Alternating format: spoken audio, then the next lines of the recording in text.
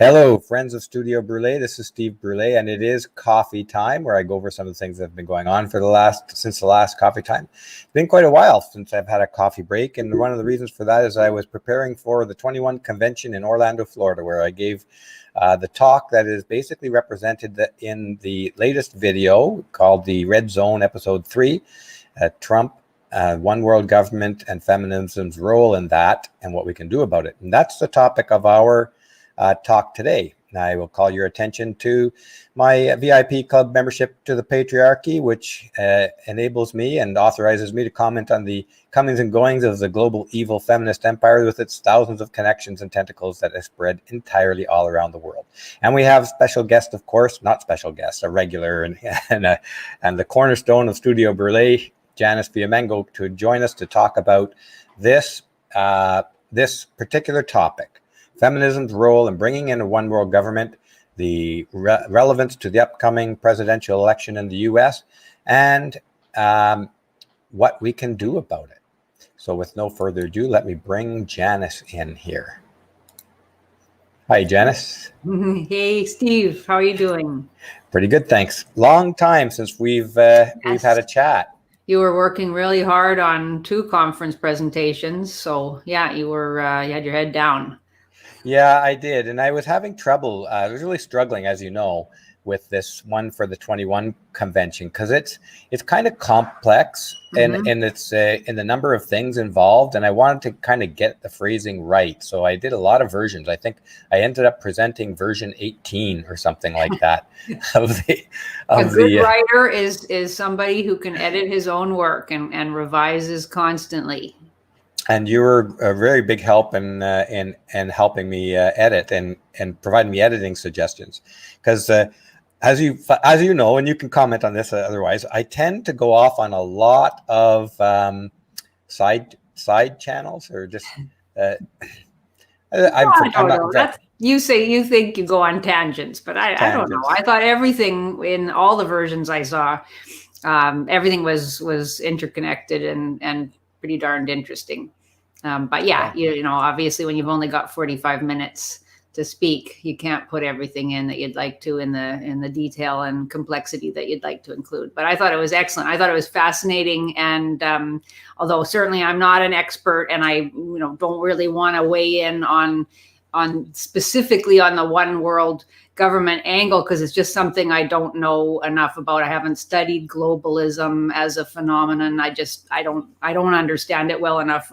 But I thought the argument you made about how feminism contributes to the weakening of men, and not just to women's own benefit, but to the benefit of very powerful men and men with designs on significant power. I thought that was really well argued. And I don't know if I've seen it expressed in quite that way anywhere by anybody. And I think it's a really important insight. So I really appreciated that. And I know this is something you've been thinking about and developing for a long time. And I think it's very significant and worth debating for sure.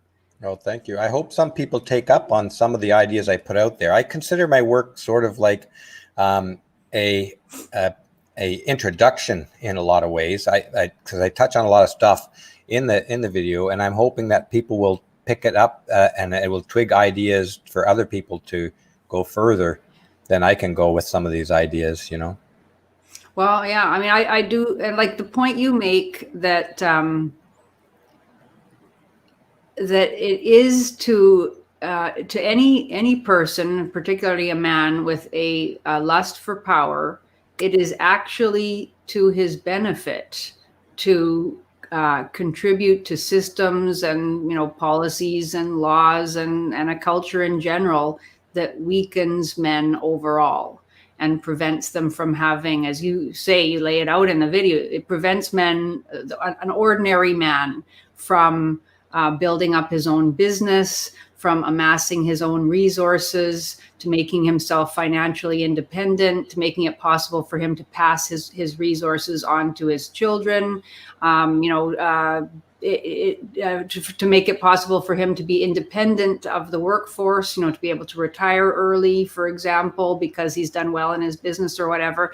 I don't think I had ever really thought about why it's useful to a power hungry person to disempower those kinds of men, and to make it that they are an absolutely, as you say, a vulnerable workforce, essentially a work slave, somebody who can't disagree with the boss, somebody who can never get out of the workforce. He's going to have to work right up until, the day he becomes too sick to continue doing so.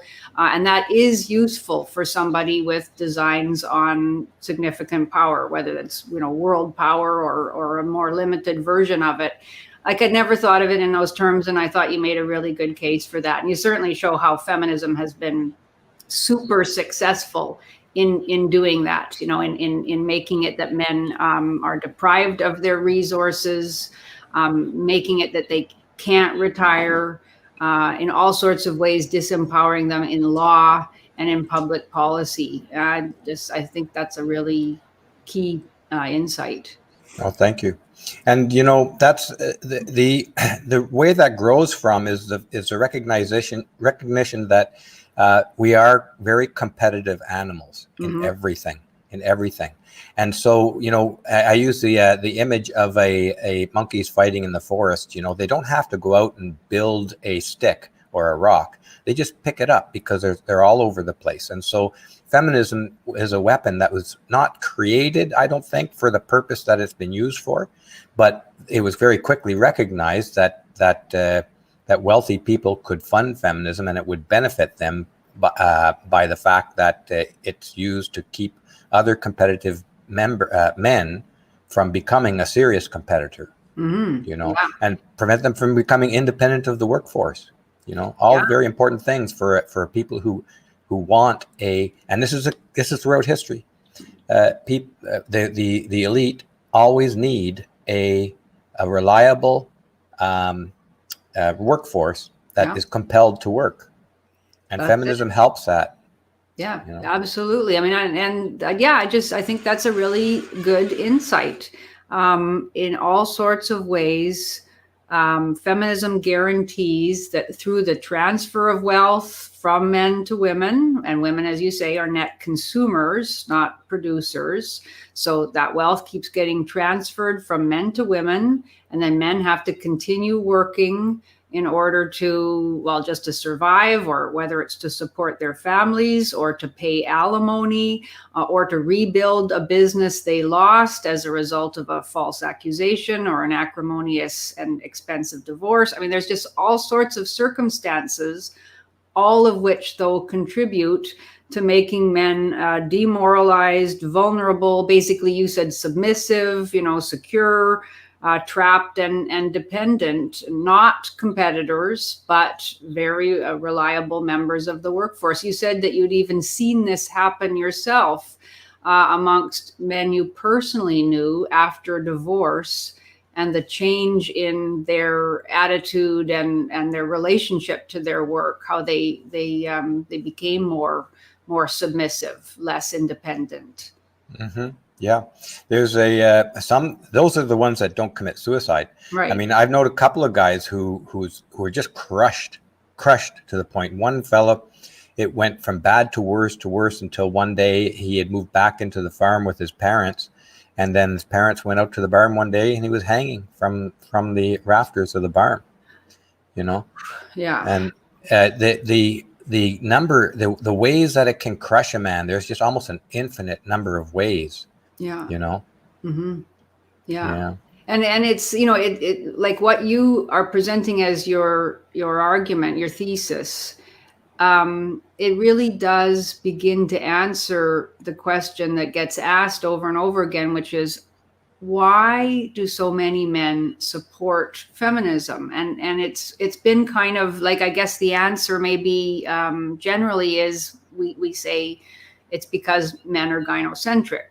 You can get a lot of men on board with a new law or a new policy if you say that it benefits women. A lot of men will support it for that reason. Okay, so that's, and that makes sense, and you don't discount that as a reality of our world. But at some point, it doesn't seem to make sense anymore, because some of the laws and policies are so clearly devastating to men and to families, and ultimately to the women that they're supposed to be helping. They're clearly detrimental to children in many cases. And so the big question of why would men continue to funnel money into such things that have these really socially destructive, actually socially disastrous effects? It's I think inadequate to say that it's simply because of gynocentrism, though that's an incredibly powerful thing. And I think your thesis supplies part of the answer, that this has nothing to do maybe with a philanthropy or empathy or any of those things, but that it is actually a strategy of power because it's useful. Very useful. And I try to elucidate a number of the ways in which it's useful specifically. But gynocentrism is core, of course, to regular people's thinking. Regular people don't have ambition to run the world, and those people who do, and they've been with us throughout history. There are people with grandiose, totally megalomaniacal ambition to actually have global power and fight with other guys seeking global power for this kind of ultimate battle for power. This I think is deep, deep, deep in our psyche.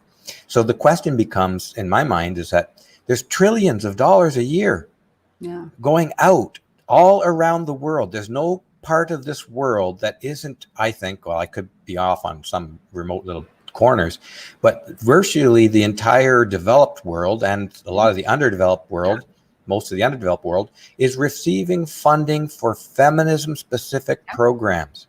It's in the trillions of dollars.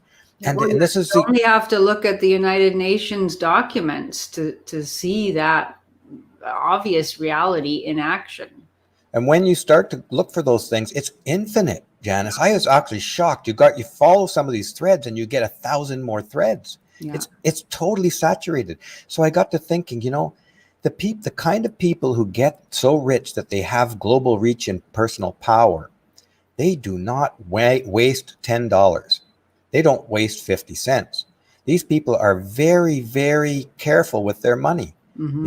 They do oil the wheels sometimes, but they grease wheels that are useful to them. They don't grease useless wheels that help their competitors or undermine their business. No, this is why all of these big corporations are greasing Black Lives Matter. They think that they grease that wheel and it comes back to them, in some form, in sort of the way of the culture that they can manipulate. So why are they spending trillions of dollars all around the globe in remote areas of the globe? That question needs to be answered, because it's not an accident and it's not humanitarianism, in my opinion. These people are extremely strategic. They're extremely long-term thinking as well. They think of their great-grandchildren, and they think about creating a dynasty and a legacy. So it's not an accident. It's not about helping women. It's about securing and advancing their control and power in the world. And that's where this whole thesis of that video develops from. That question really needs a good answer. And to say that, they love all women and women are all oppressed, I don't believe that for one microsecond, that's behind all this. It's hard to believe that those men believe that or are motivated, by love in that sense. Although, men's love for women is an undisputed fact, I think. And many men do believe that women are oppressed. But, whether these extremely powerful men are motivated by that, I personally find it hard to believe. I find your explanation quite persuasive, actually, and it's quite brilliant too, this notion of using women to essentially manipulating the feminist movement, so that it's women who control men. And it's undeniable that that's happening all over the place, I can't speak specifically in the developed world, where, but everywhere.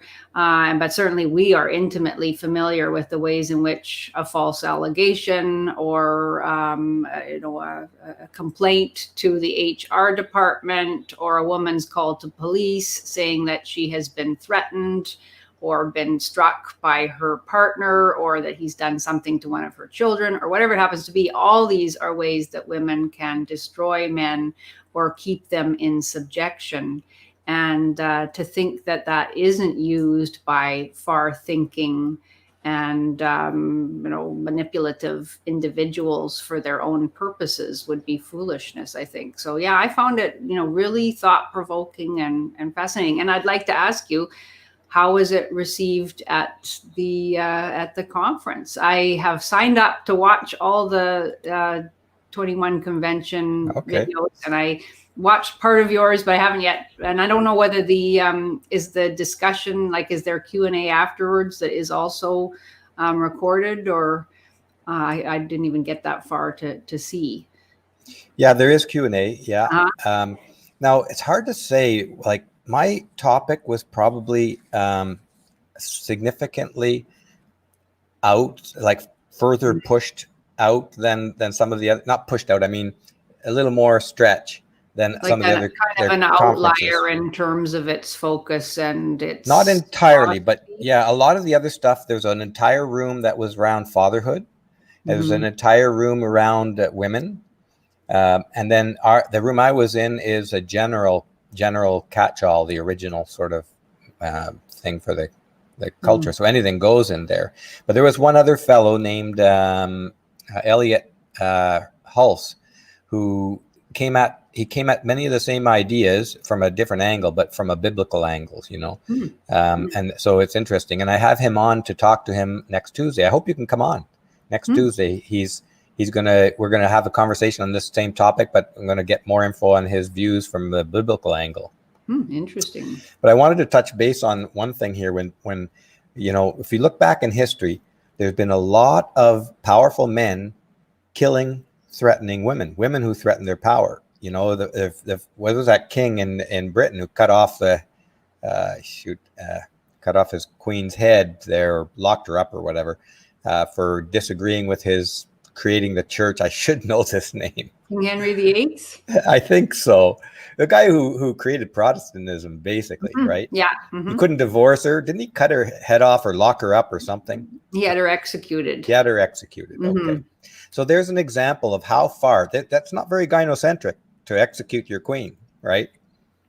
So I would say that even in that time period, the average person was quite gynocentric, But the king, no. A king is a different mentality. These are that kind of person who can rule, can get to the point of rulership, and they think differently. They won't hesitate to kill an opponent. It doesn't matter if that opponent is a child. That opponent is an opponent, and they will do anything they can that they feel is threatening their leadership, their power, their governance. It's a blood to death game, and they'll kill 1 million if it takes 1 million to kill. That's my view. They're very brutal. But let's get back to your.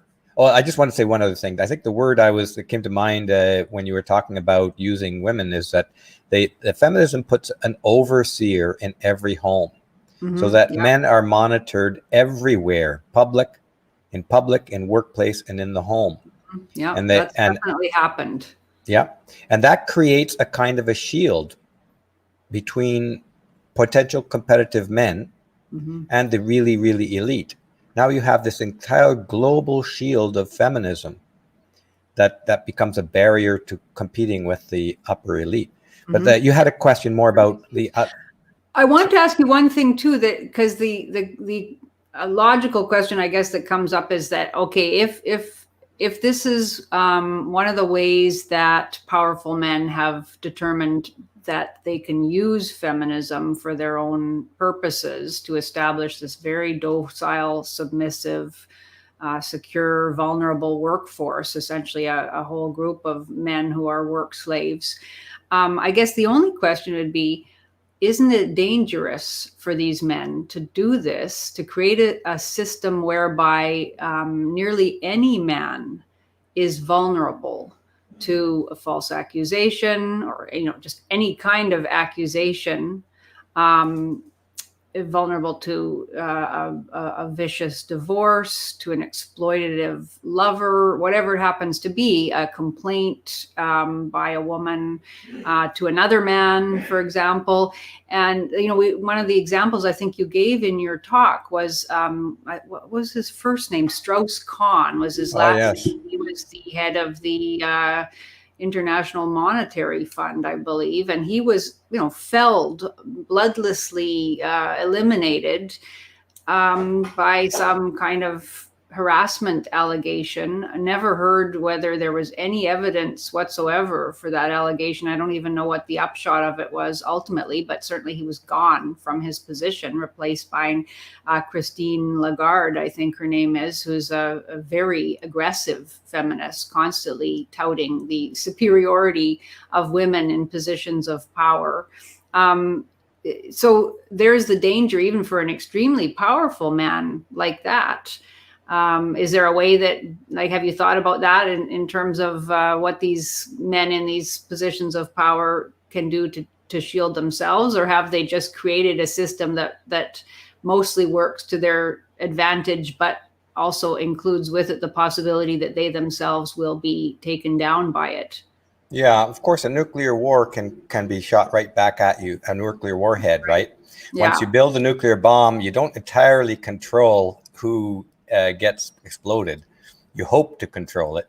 Yeah. But I think to some degree, the super powerful are a bit surprised at how much power feminism has got. I think, with the Me Too and the Weinstein and all these cases coming out, I think they're a bit surprised, but I don't think they're terribly worried, because ultimately they can pull the plug on that money whenever they want to. All that money funding feminism every year, that can be stopped. And I don't see them seeing feminism as a permanent state in their view of the world. It will be used until it's no longer needed. And then it'll just be over. It'll just be over. It'll end fast when the money stops. They can end it anytime. Yeah. Just say, we're not funding you anymore. You're not funding you anymore. They might squeak on a little bit in the corner of the universe with no money, and nobody's going to notice them. But their view of women is as tools. I think they see women as playthings and domestic servants, and they don't mind some women having some amount of power, but don't threaten their power. You won't be long on this earth. Yeah. Yeah, that's very interesting. It's really thought-provoking. Control, this is so important, they control the flow of money that keeps all of those organizations alive, and that gives them a voice. They know that much. Mm-hmm. So your solution, your thought for a solution is that men need to consider joining together with other men. And you sort of came to that as your, that's the end point of your talk. Have you given a lot of thought to what that a union of men, what it would look like, how it would function, how it could be implemented? Yeah, at first, I admit that it's very blue sky sounding, right? A global union of men. It's very, very blue sky. It's well, it reminds me of Ayn Rand's idea of going Galt in a way, although that was a much more that from the Fountainhead. That's from Atlas Shrugged, not from the Fountainhead. Where men who have held up the world simply start disappearing. That's a kind of general strike of men, but it's a very individual kind of thing. It's just on the part of a few bold souls who decide to take this route. But the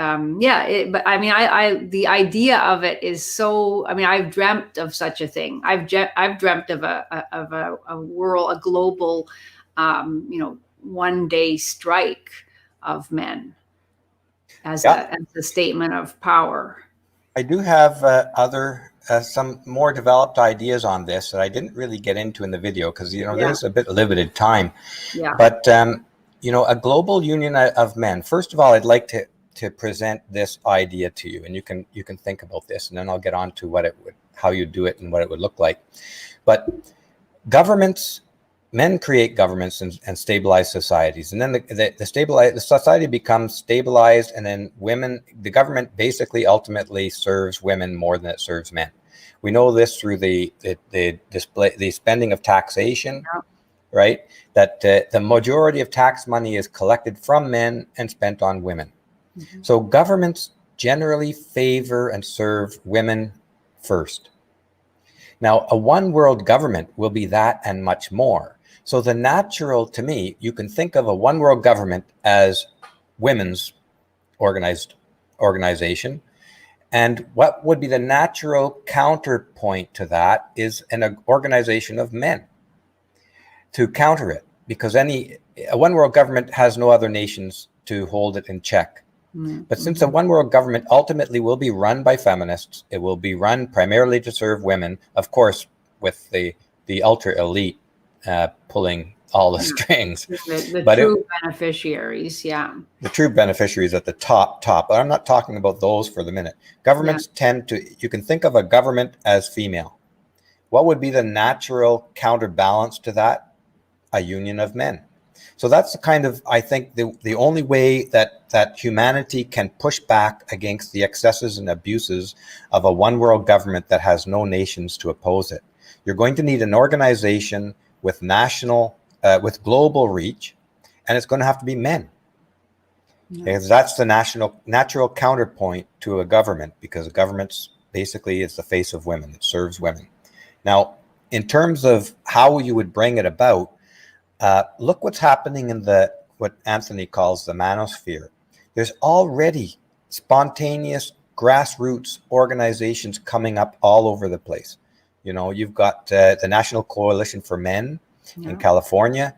You've got A Voice for Men. We've got Our Channel. We've got the MGTOW groups. There's lots of them. There's Red Pill groups all over the place. There's men's strengthening groups growing up.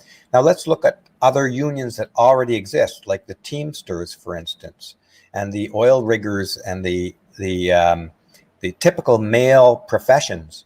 They're almost all men in those unions. Almost all men. If we can raise the consciousness of enough men who already are unionized, they can do some of that work for us in their unions.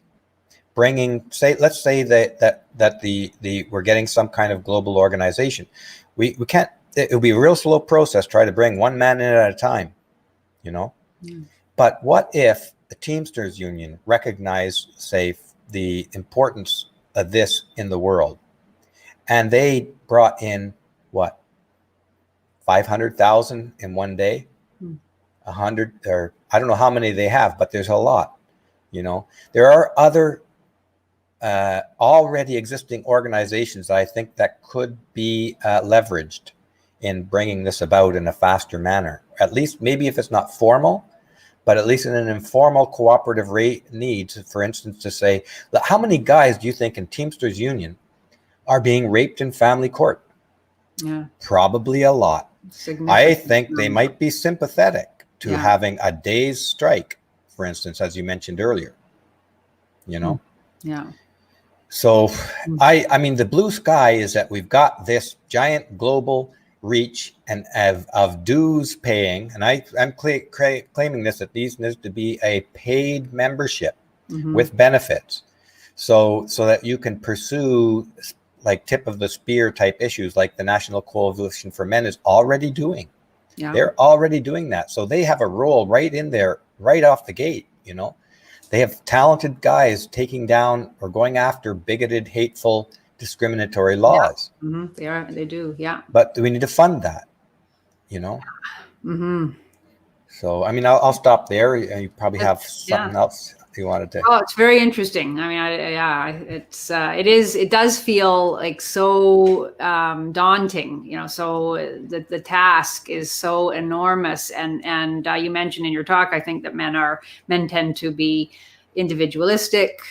They're not necessarily really keen on supporting other men. They don't necessarily identify as men, as men with needs or with specific issues that need to be dealt with. And so it's hard to imagine organizing men, but you're right that some organizations already do exist. And who knows how many men are ready to hear what you're talking about. And so, yeah, it's pretty exciting and interesting. I appreciate, that you've thought sort of outside the box, to use that cliche. You've thought in ways that I don't think I've heard talked about at all in the manosphere. Not that I'm an expert on the manosphere, and that was something I wanted to ask you about, because I realized, when we first met Anthony Johnson, I guess it was last January. I think that was when he first started advertising the Make Women Great Again convention, and I ended up going on with him on Good Morning Britain,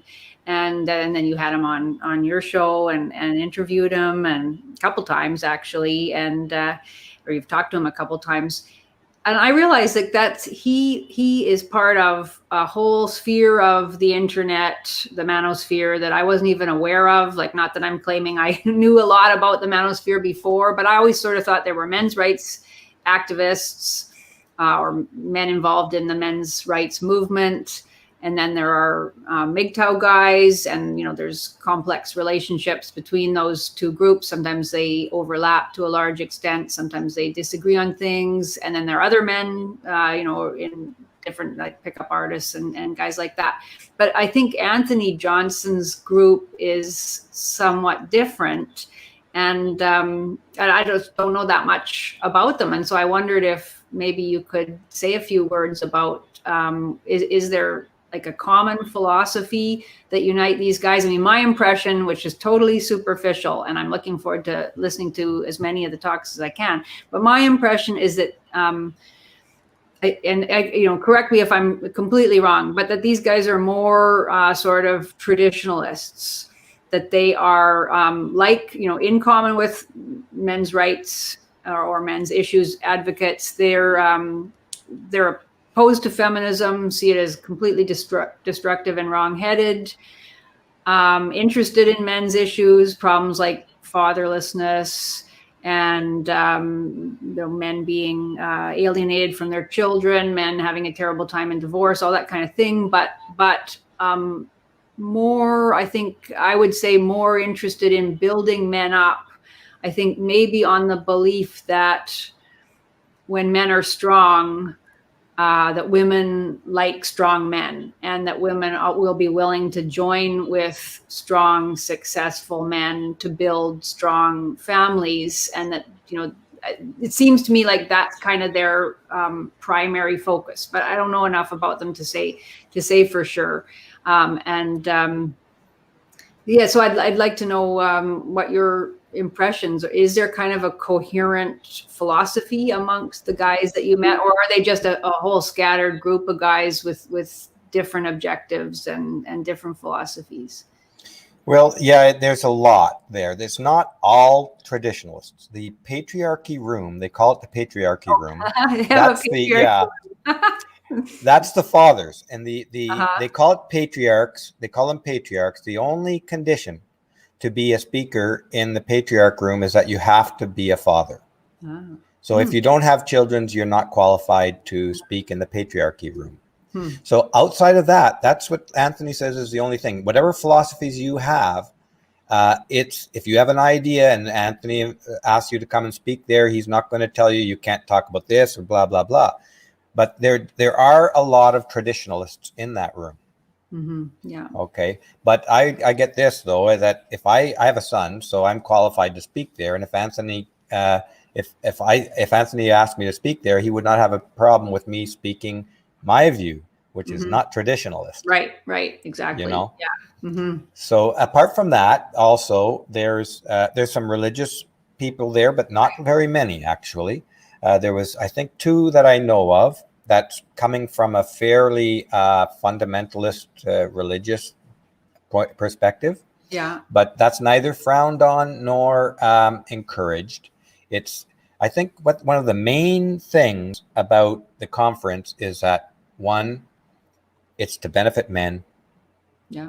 It's to provide some new perspective or your perspective, right?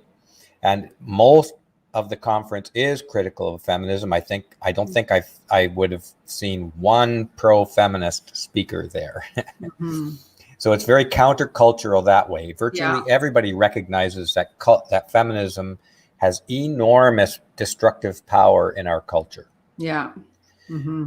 There is a MGTOW is there. It is yeah. Yeah, there's a MGTOW component. It's not like this year. I think there might have been one MGTOW oriented speaker, but I'm not sure. I didn't see a lot of the talks, but it'll vary from year to year. They don't say you can't be MGTOW here. Right. Mm-hmm. So that's pretty interesting because, my impression was that most of these guys are really like pro-family, and that the big focus is on fatherhood, husbandhood. If I don't know if that's not the right term, but being a strong man, being a successful man. There is a large of that. There is a large amount of that. There are MGTOW guys too, so that's interesting. Yeah. And there's a fitness side of it too. Right. And which is actually quite good. I think, and it's gotten me to think more about fitness. I think that men aren't getting enough fitness. I think this is very fundamental, no matter what your politics. I think men should get out there and get regular exercise. Well, I have a friend. I mean, it's not something I've thought about very much or read about at all, but I have a friend who's very interested in that angle of things. He's starting up a business to do with fitness. He's very concerned about the relationship between male inactivity and declining testosterone. Yes, that topic came up. Yeah. And then, once you're into that cycle with declining testosterone, I think there are other causes as well, environmental and all sorts of probably like psychosocial as well. But once you get into that, then you've got problems with depression and, a whole host of health issues. And so you can really get into a very negative kind of cycle. And I think, we care about masculinity in whatever our particular philosophy. I think all of us believe that masculinity is a super positive, absolutely essential force in our culture and in the world at large. And if masculinity is in decline, that's a bad thing in general. So that's also very interesting. Yeah, and there's the one fellow that I mentioned earlier who came at a similar topic from a biblical perspective. Yeah, this guy is a super fitness. I mean, he's really muscular, and he was into what do you call that? The mixed martial ultimate, arts? ultimate fighting. Oh yeah, he was a pro. Cool. And so he talks about his training, and he makes some connections between the testosterone problem and these declining element of positive masculinity and things like that. So I'd say for anybody listening there, do consider, find out why, look up some of these videos, why you should get to the gym, what it will do for you. It's helping me. I've been going to the gym for a while now, and I find I feel better. I feel less tendency to get depressed about things. I still get angry about feminists, but I mean, hey, that's a righteous anger.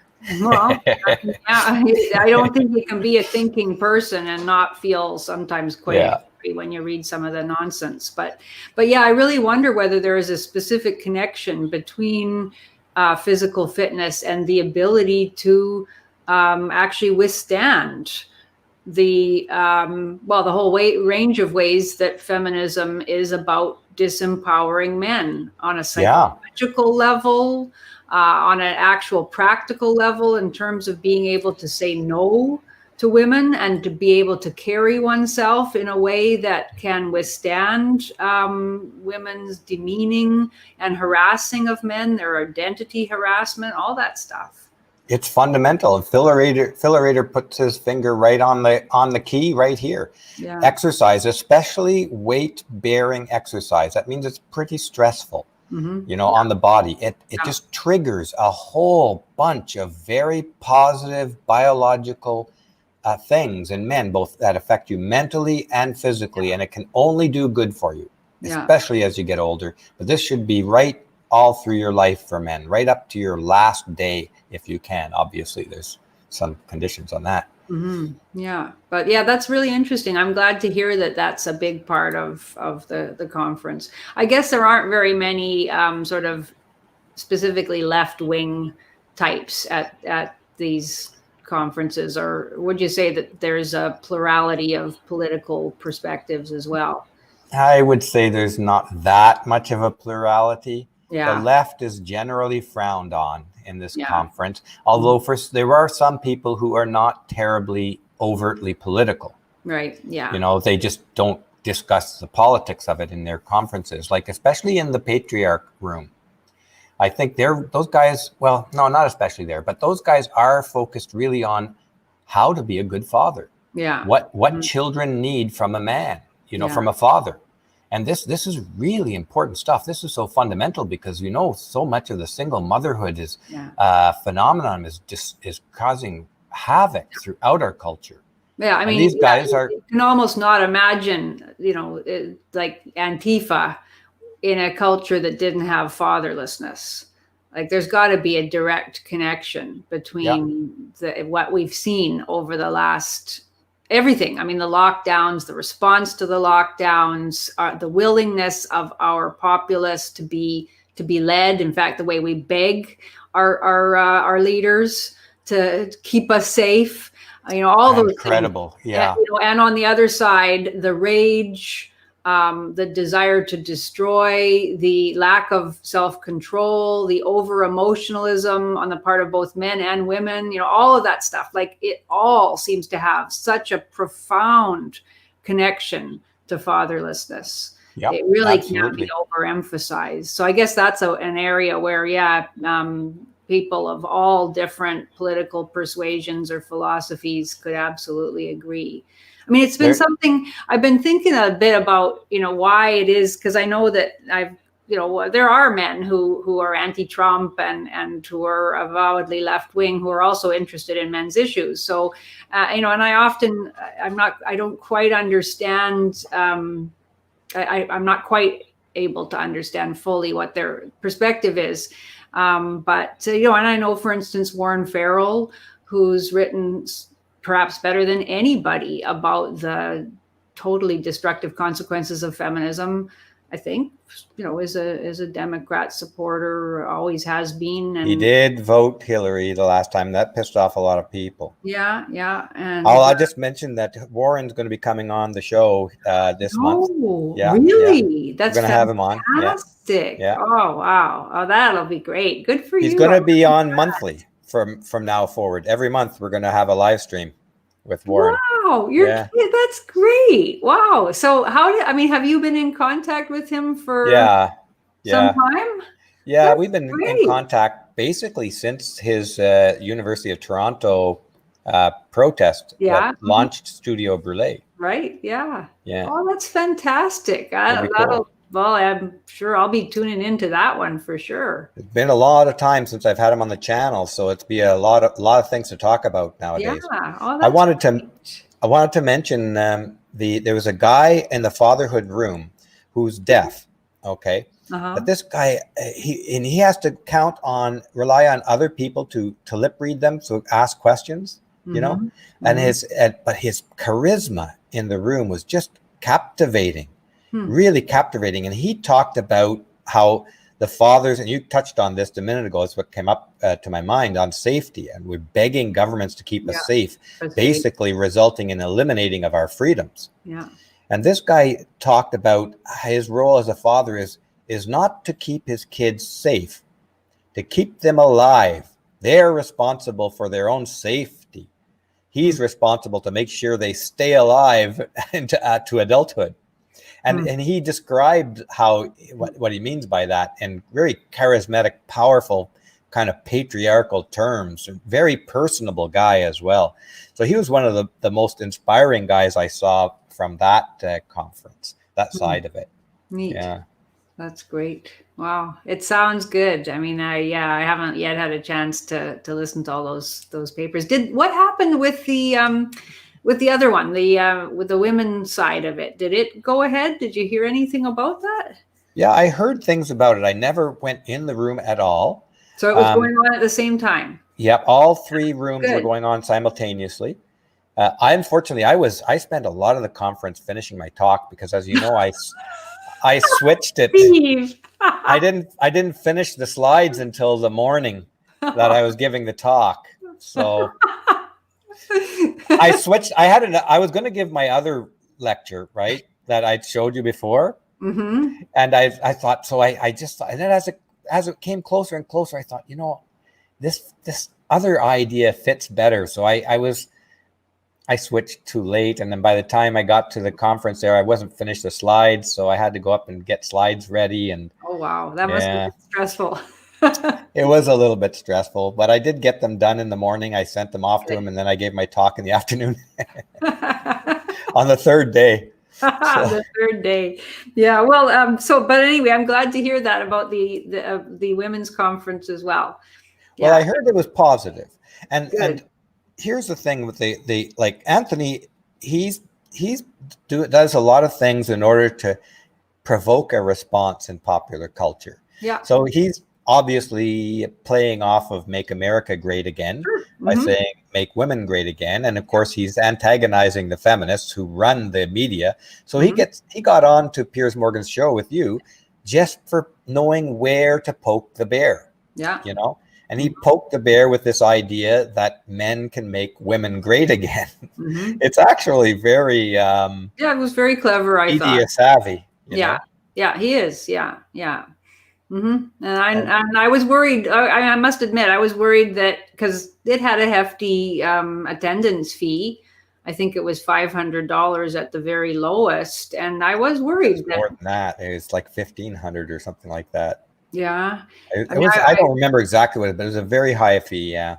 Yeah. And I was worried that there, it would be a very small group of women who would be willing to pay. I mean, I think women are interested. There is definitely a clientele of women who are sick and tired of feminist nonsense and the incoherence of feminist ideology, and are actually very attracted to the idea of being feminine and being attractive to one man and creating a beautiful family and all the very traditional kinds of ideals. And I know that it's a fascinating debate within our community too, because some guys are really opposed to that and seeing it as just seeing the traditional ideology as another way of reaffirming, reinforcing male disposability.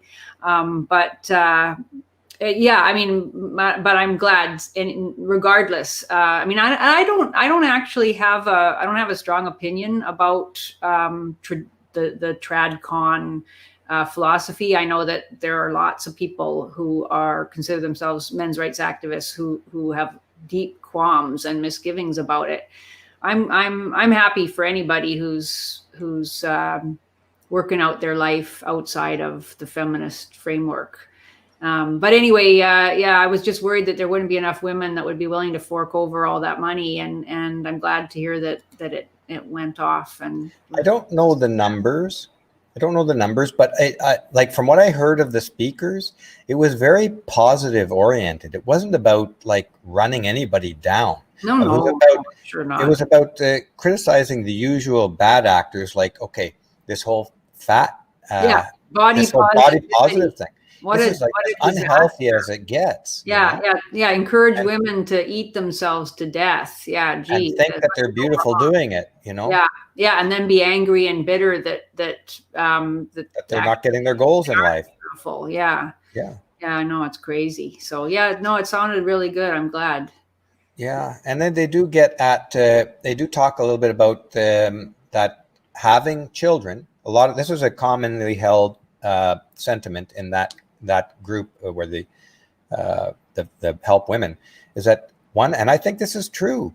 it bears out in my experience of life, is that one of the things that will most likely make a woman feel satisfied and with her life in the end is having children. Mm-hmm. For a lot of women, probably the majority of women. And I'm not saying all women, because not everybody. I never had children, never wanted to, never had even a second where I wished I'd had them. But I think I am unusual in that way. Yeah. Well, yeah, you're a very intelligent woman, and you've made an enormous contribution to this discussion and the anti-feminism movement for sure. And so I whenever we talk about these things, it's, you know, shouldn't even have to say this, but we're talking about the kind of typical 80% group, you know. Absolutely, yeah. There's not very many women who have the capacity to live the life you lived. They just don't have that mind. They don't have that ability to take apart an idea and construct out full ideas like you do. Oh, so, I don't know. I don't think I'm that great, but I mean, I actually think I do have something missing in me that I just. We all do. Yeah, we all do. But I remember it from, you know, age 4, even when there was a new baby on our street, and all the little girls, it was a mom who lived at the end of the street, and all the little girls were really excited to see the baby. And I just felt dread, actually. I did not want to see the baby. I didn't like babies. And I talk about social expectations, etc. I knew that I was supposed to be interested, and I wasn't. I mean, and it was no big deal. It's not like my mom shamed me or anybody, you know, looked askance at me because I wasn't that interested. But I just knew that there was something in me that just didn't work that way. And so I am glad, you know, that we live in a society that doesn't shame any individual for making non-traditional choices. But I think to pretend that the traditional choices can be thrown out and that they don't powerfully affect most people, like that most people don't have very powerful desires to have a family, to love, and to have children, to build a life for. It's silly to pretend that. It's a good point, because you aren't shamed out of pursuing the world you wanted to pursue. No. But the what's going on today, and this comes up in the conference quite a lot, is that feminism are shaming women who want to live a family life, women who are drawn to that strongly. And I've met a few women that are like that. I've known quite a few that they just love having their family. Yeah. A friend of mine had, I think it was the last time before I lost touch of her, she was on her 8th child or something like this, you know. She had a huge family, and she came from a big family, and she just loved it. Yeah, I know. And the idea that there's something, limiting about that, that it's, that the woman who chooses that has failed herself in some way. It's just such nonsense. Because, the only place where I met women like that really were at the church that I attended in Ottawa. And those were some of the happiest families, with huge numbers of 8, 9, 10 children, really happy. Whoopsie. Are we? I think we lost. Oh, you're back. Oh, am I back? Was I out? Yeah, you froze for not very long, about 10 or 15 seconds. I thought it was my internet. Yeah, no, I was just saying that it's too bad that some women are prevented from doing, that many women actually are made to feel that that's somehow an inadequate choice, because I think a lot of women do have a deep need to have children and be a mother and be a wife, and it's a wonderful thing. I had 2 female friends who couldn't have kids, and they went to enormous lengths. Yeah. One of them tried twice with what do you call it? Artificial. Yeah, in vitro something or other. Fertilization. It's a tough process. very difficult. Yeah. And being pumped full of hormones and lying around with your feet up and often losing the child in the early stages. And that is part, I mean, that's feminism should have to answer for that, I think, because often that happens when women are encouraged to put off having children until much later in life, when they're already past 30, so that they can establish a career and do all of these things. And as soon as you hit 30, your eggs are older. The likelihood that there are going to be complications with your pregnancy, that you're going to lose your child through miscarriage, that there's going to be some kind of birth defect in a child, even if you manage to carry a child to full term, it increases exponentially. And after 30, I think it starts. After 30, and a lot of women now are trying to have first kids at 35 or even in their late 30s. I mean, even just aside from the problems of birth defects and everything else, you're just not as healthy and fit, and your energy levels are lower. So you're trying to raise a 2-year-old and run after a 2-year-old when you're 39 or 41 or whatever it happens to be, and then you're in your mid 50s by the time your child is a teenager.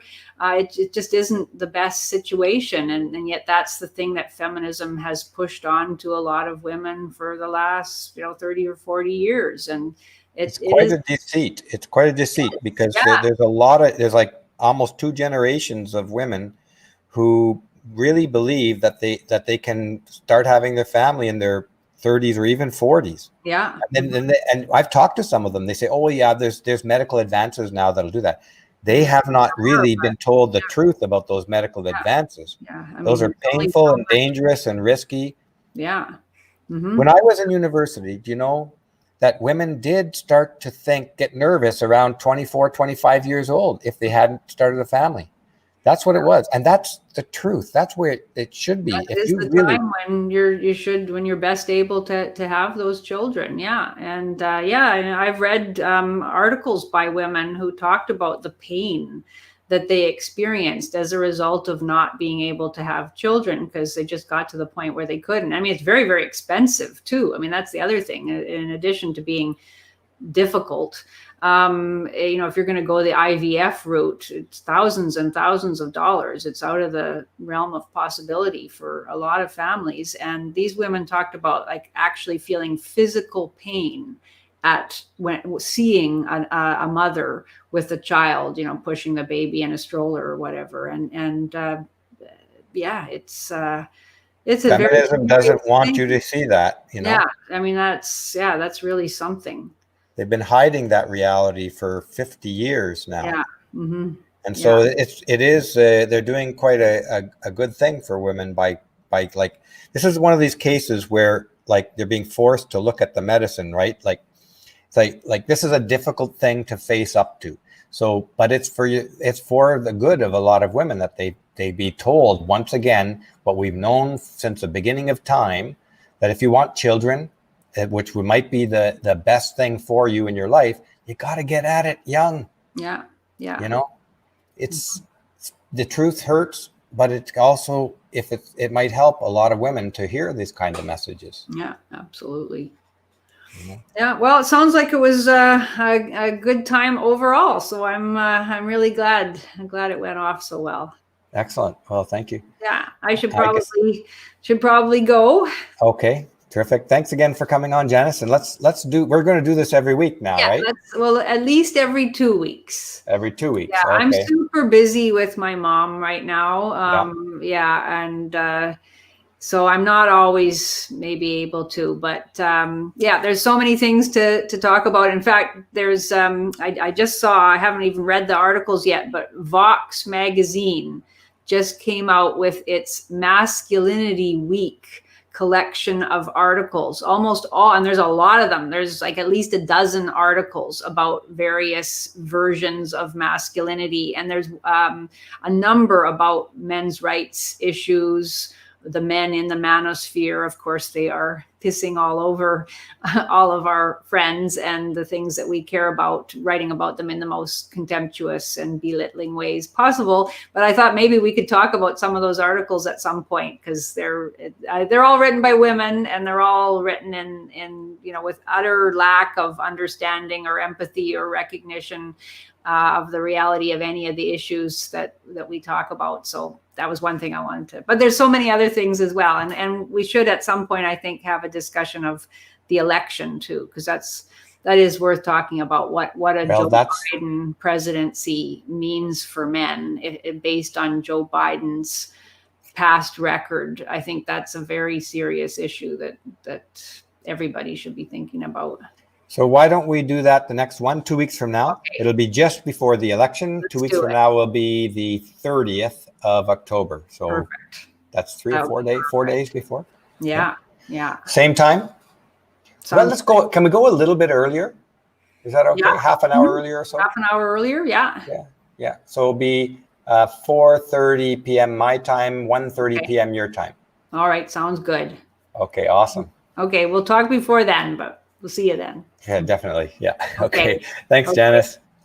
And ya. good night, everyone. Thanks for joining us for this discussion. And don't forget, next Tuesday, I'm having Elliot Hulse on. And if you look at, I think his website is Strong Man or something like that. He had like 2 million subscribers when he kind of walked away from it. And I think he's coming back to that website.